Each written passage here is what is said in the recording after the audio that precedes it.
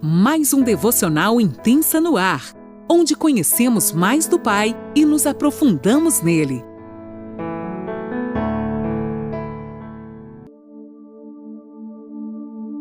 Bom dia! Mais uma sexta-feira se inicia e eu, Lani Nola, falo com você aqui de Criciúma, Santa Catarina. Que honra te ter aqui comigo.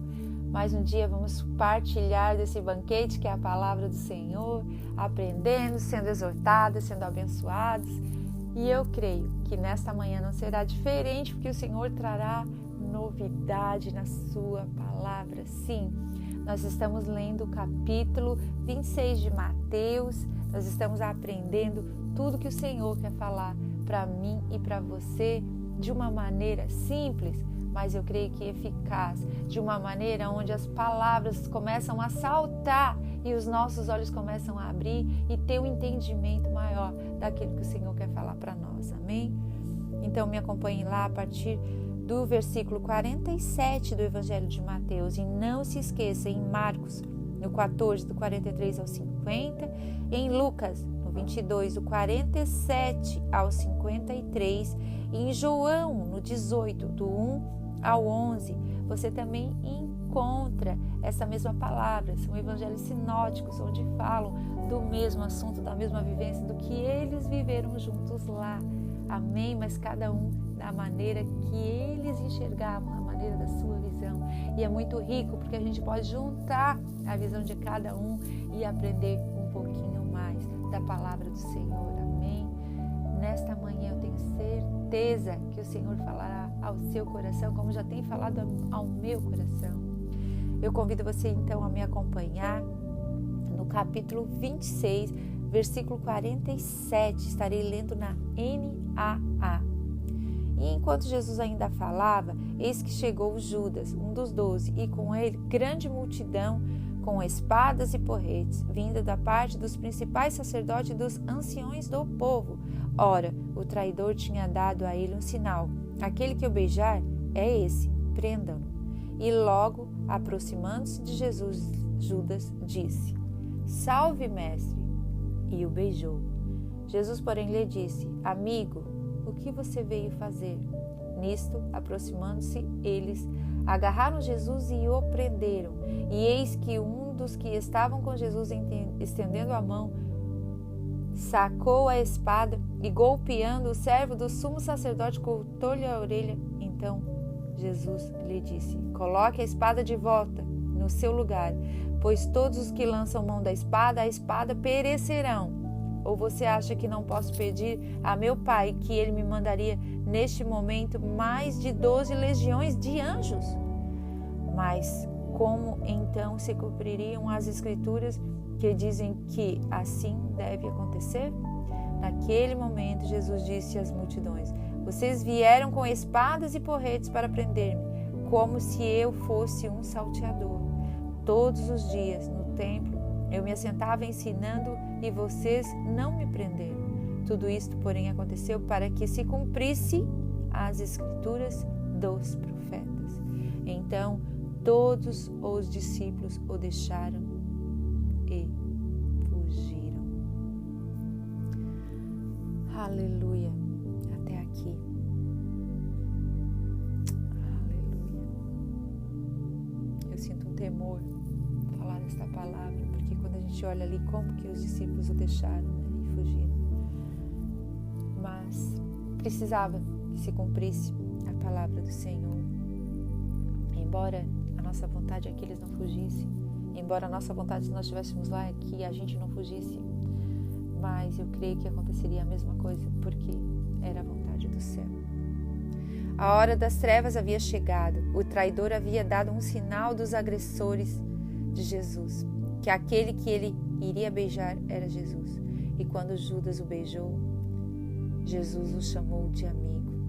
Aqui ele o chama de amigo, porque aqui Judas estava cumprindo o papel dele, empurrando literalmente Jesus para ser o Cristo.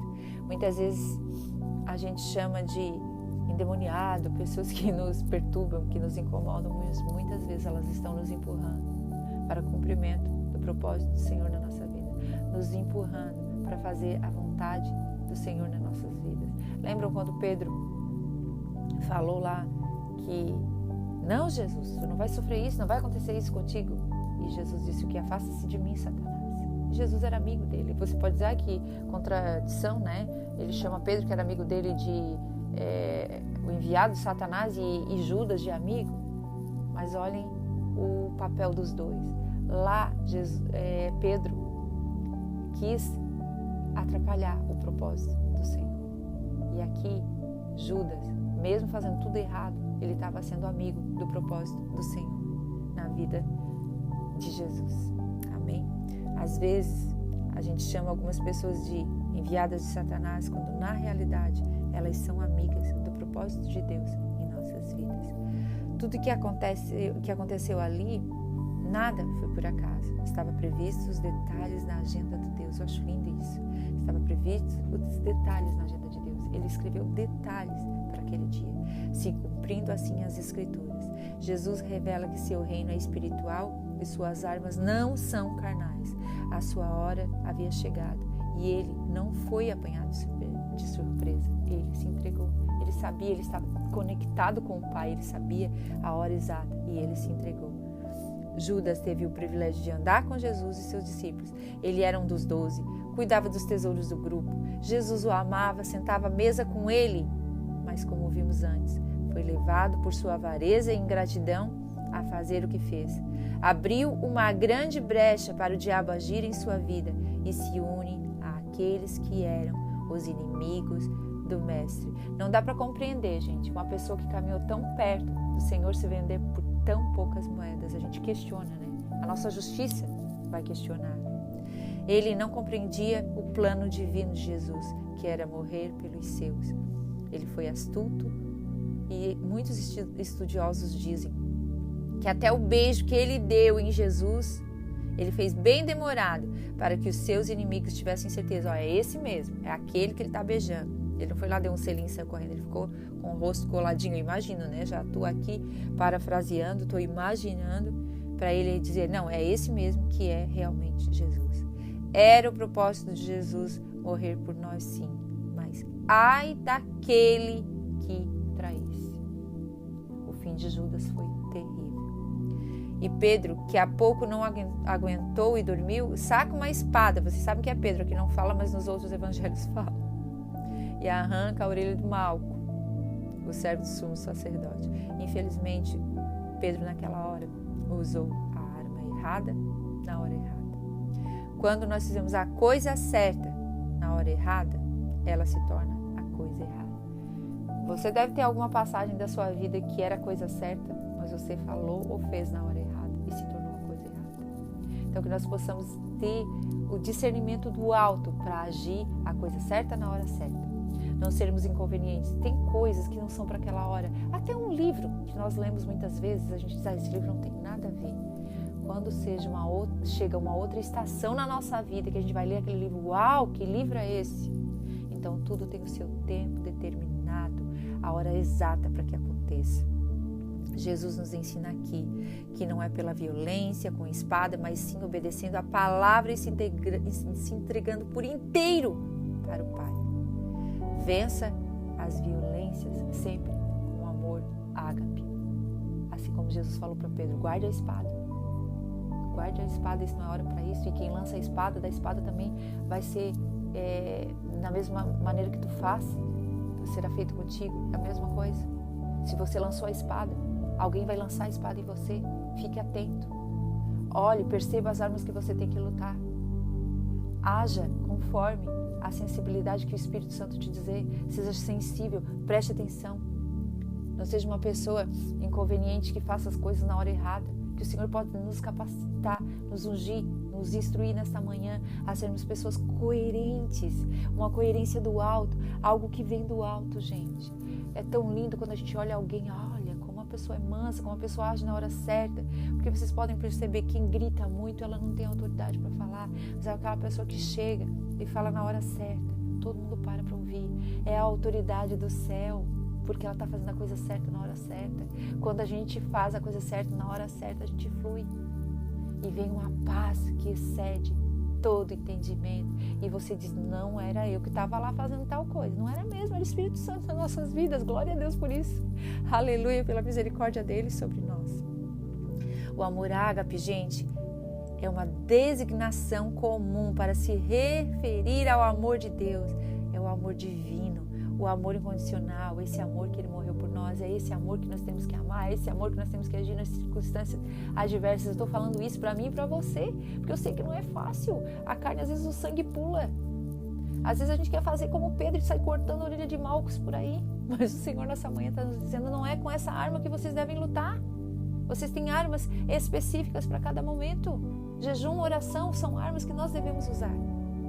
Por fim, todos os discípulos não vigiaram nem oraram, como Jesus havia falado. Assim, tudo culminou em medo e covardia. Eles saíram correndo. A falta de vigilância e oração na vida de um cristão nos enfraquece e damos assim lugar às nossas emoções. Todos eles fugiram porque eles iam fazer um monte de coisa, no fim não fizeram nada. Era só emoção, porque eles não estavam sendo vigilantes, não estavam orando, não estavam buscando. E isso nos afasta do Senhor, ficando sem discernimento nenhum. Nós ficamos sem esse discernimento espiritual de nenhum fato, a gente não consegue entender nada. A gente sabe aquela palavra que fala que, eu vejo o homem como árvores, é mais ou menos assim. Quando a gente está sem o discernimento do alto, a gente não entende o que está acontecendo ao nosso redor. Tenho pedido para o Senhor nesses últimos dias, Deus, abre a minha visão para que eu possa ver com os olhos do céu e não com os olhos terrenos.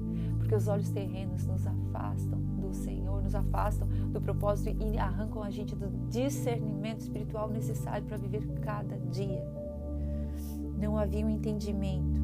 Eles não haviam entendido o que o Senhor Jesus tinha visto para aquela hora, porque Jesus estava com o Pai, orando e vigiando. Então Jesus tinha total discernimento e se cumpriu o que Jesus havia dito, que eles se espalhariam, assombrados e fugiriam. Que possamos nos fortalecer em oração, vigilância, para que sejamos cheios da sabedoria e discernimento do alto. Ó Senhor, nos enche nessa manhã com graça, com sabedoria e principalmente com discernimento para o cumprimento do propósito Teu em nossas vidas, Senhor. Nos dá discernimento para o cumprimento do propósito. Eu clamo a Ti, Senhor. Nos dá discernimento para o cumprimento do propósito.